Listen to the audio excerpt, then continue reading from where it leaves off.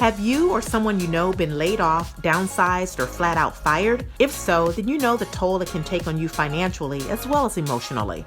I'm Cheryl Grace, and you might want to join me every second and fourth Sunday of each month as I help my hopeful mentee get through this challenging phase in her life as she finds a new job on Live from the Pink Couch. Rebecca, you were coached last week. You had an opportunity to talk to Christina Steed, who is the executive vice president at Flowers Communications Group, and she's also an expert on marketing and communications. Your homework assignments, Rebecca, has been to ensure that you took your very complex resume and broke it into 3 smaller resumes. And you were last week asked to send those resumes, the individual resumes, to 10 companies because your overall objective, your pink elephant, if you will, is to get a job that is comparable to the role that you had before you were laid off 18 months ago at a global brand. You have a master's degree in integrated marketing. You've got more than 10 to 12 years of experience. You've worked for a global brand, but you also have been on more than 20 interviews and applied to more than 40 positions. So, Rebecca, how'd you do with your homework assignment from last episode? Thanks. So yes, I did my homework assignment. It took a long time, but it's okay. Definitely committed to this.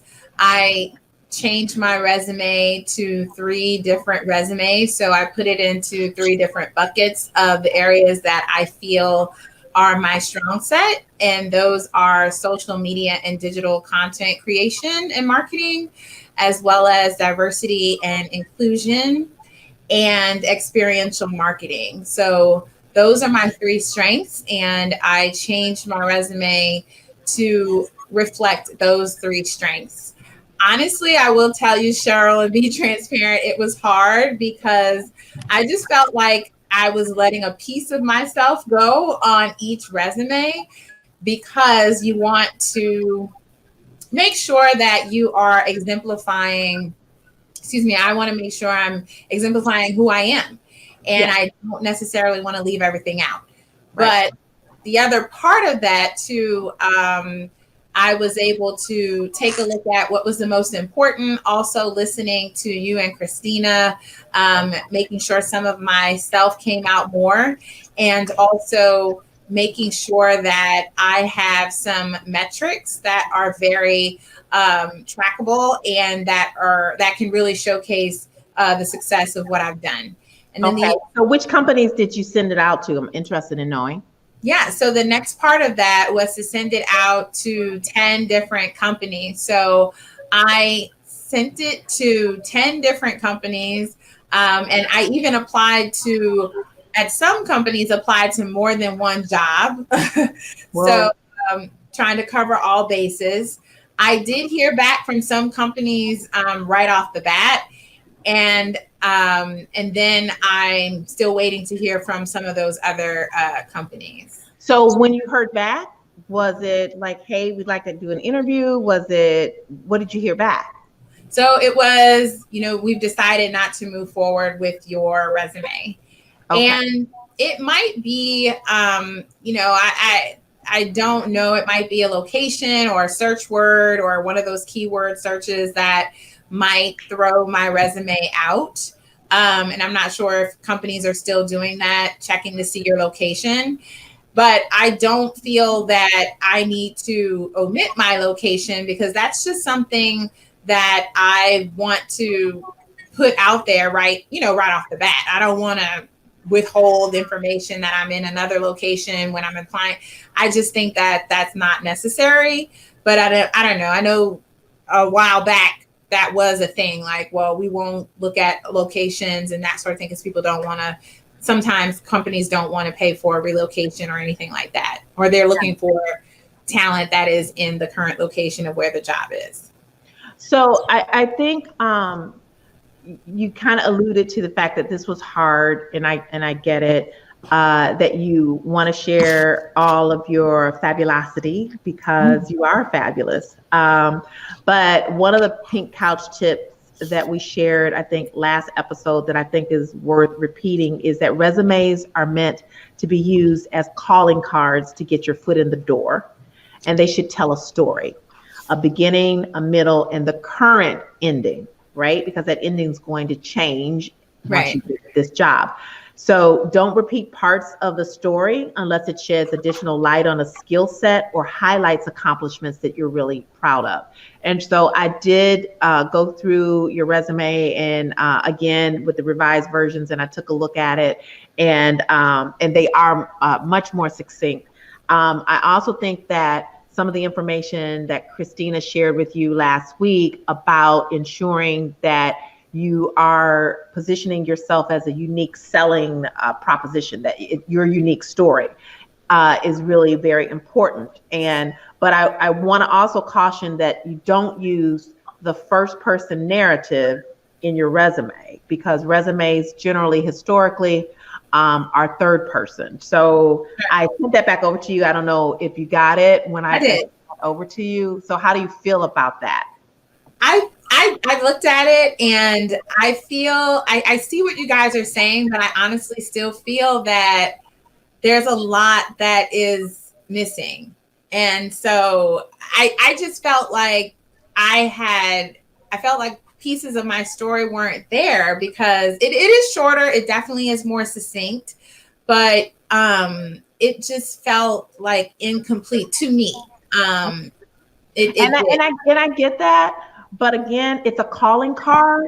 It's to get your foot in the door. And once you're in the door, it gives you a chance to tell your whole story. But we just heard from Jeff that being even succinct on how you communicate your story in your interviews. So Jeff said that you need to practice your craft until you can get your answers down to a minute and 15 seconds per answer, max. Okay. And so if I see that, and I do see this on your resume, that you've accomplished some great social media campaigns, that you have had worked with Asian Americans, African Americans, women, veteran groups, etc. If I see all of that, and those are triggers for me, I'm going to ask you in. Adding and piling on to it doesn't necessarily make me want to bring you in. I'm looking for some key buckets that I can see that you've got experience in those areas. And that'll give me a chance, that'll give me an idea of bringing you in, why I'm bringing you in. So, in the words of Dr. Phil, when he talks about where you say, well, I've done this and I feel this and I keep doing it. How's that working for you? Because it hasn't worked yet. And so give this a try. And see if we get you a little bit further along. And I will also caution, and this is a Cheryl's pink couch tip, I will caution people from sending in more than one application to a company during the same time, because it looks like you don't really know which job you're going after. You're just trying to get a job. So I would caution you about doing that. Sending in multiple applications. HR people, and I know this, and maybe the next time we'll have an HR person on to kind of talk through some of these things, but they look at who's just applying just to get in with the company. And so there should be a little bit of breathing room between when you send those applications in. What do you think about that?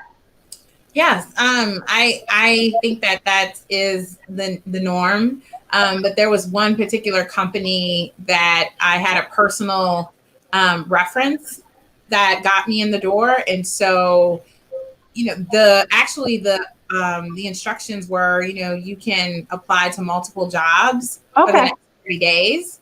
So that was essentially what I did. So I definitely understand where that point you made for sure about looking too thirsty, if you will. Yep. But I only did that for that one company because it was basically, hey, we want to do this for you and we can try it this way as well.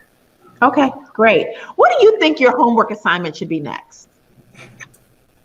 I don't know. I definitely have a personal homework assignment. And I mentioned it on the last show, which I haven't done yet, is really preparing this visual portfolio that I want to do online. So I know that's a personal one for me, but I'm not sure what you have planned. So I still feel that the interviewing process is something that we can work a little bit more on because you are getting the interviews. We just need to make sure you're closing the deal. So we just completed our session with Jeff Altman, who is a coach, and he used to be a headhunter, as you heard, and he has some really, really great tips on interviewing. And so I think what I'd like you to do is to listen to, and I'll send it back out again, listen to some of the tips that Jeff shared on the last segment and see if any of those would cause you to revise your interviewing technique. Okay. And we've got 3 weeks before we come back because we don't come back until April 26th, I think is the date, the last Sunday of the month. But see if that would alter any of your technique. And again, one of the things that he stressed over and over was to practice your interview. The first time you hear your responses coming out of your mouth shouldn't be when you're sitting in a room being interviewed by someone. And we've already learned that, but he offered up some other tips that I think will be really helpful. And so for your homework assignment, that's what I would do is have you review Jeff's tips and find 2 or 3 of them that you think you can apply right away. Okay. Okay. Okay. All right. So we'll see you the last week of the last Sunday of April. Thank you, Rebecca. Thanks, ladies. Check out the full Live from the Pink Couch web series and keep up with all 5 mentees' progress on powerfulpenny.com. This has been a Powerful Penny LLC Pink Elephant production.